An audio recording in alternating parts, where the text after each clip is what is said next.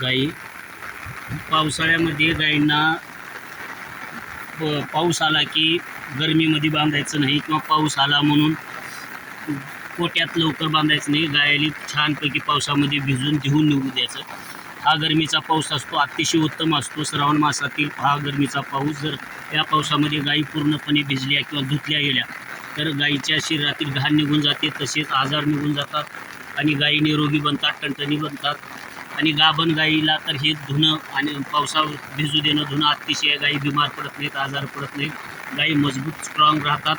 तसेच अतिशय चांगलं पावसामध्ये भिजणं धुणं गायी निरोगी होतात, टणटणीत होतात. आणि त्यांच्या ह्या पावसामुळे त्यांचं पोषक वातावरण असतं. कुठलं बी हे ऐकून किंवा कुठलं बी हे करून असं म्हणायचं नाही की गायी पावसात भिजल्या तर काय होतं, आजारी पडतील, गाभण आहे, दुधाळ आहे, दूध कमीत नाही. या पावसामध्ये गायी जर भिजल्या, गायी स्ट्रॉंग राहतील, गायी मजबूत राहतील, तसेच गायी निरोगी पण राहतील. हा पूर्वी जे वाडवडलं आपले गायली पावसात बांधायची किंवा पावसात जास्त पावसात नाही, असं म्हणजे 1 तास 2 तास चरा मस्त किती चरवले तर विविध प्रकारचा चारा खात्यात अशा पावसात. आता चाऱ्यावर पडलेली कीटक, घाण, मावा वगैरे निघून गेलेला आहे. आता अशा चाऱ्यामध्ये गाभण गाई, दुधाळ गाई खावल्यात दूध उत्पादन वाढणार, प्रचंड फायदा होणार. पावसामध्ये जरूर गायली भिजू द्या. हा व्हिडिओ जास्तीत जास्त दुग्ध व्यवसाय आणि पशुपालन करणाऱ्या, गायपालन करणाऱ्या बांधवापर्यंत, शेतकरी बांधवापर्यंत पोहोचवा. चॅनलला असेच नवीन माहिती असेल. गाभण गाय असो, छोटे वासरा असो किंवा रोगी वासरा असो, रोगी गायी असो, ह्या पावसामध्ये जर धुतल्या तर हा पाऊस उबदार असतो श्रावण महिन्यातील.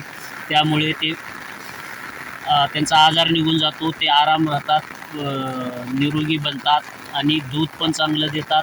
आणि गाभण गाईलासुद्धा हा पावसामध्ये भिजू द्यायचा अतिशय हा फॉर्म्युला चांगला आहे. आणि हे 1 रुपयानं खर्च करतात.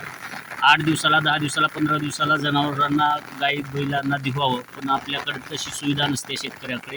तरी आपण कमी खर्चामध्ये सहजपणे अशा पावसामध्ये ह्यांना देऊ देतो. आणि अशा पावसामध्ये धुतल्यामुळे निरोगी राहतात, टणटणी राहतात, सुदृढ बनतात. ह्यांचा असलेला आजार, त्वचा रोग किंवा त्वचेवर असलेले गोमाशा, घाण वगैरे निघून जाते. शेणकूड, इतर घाण जीवजंतू बसलेली निघून जातात पावसामध्ये त्यांना पूर्णपणे.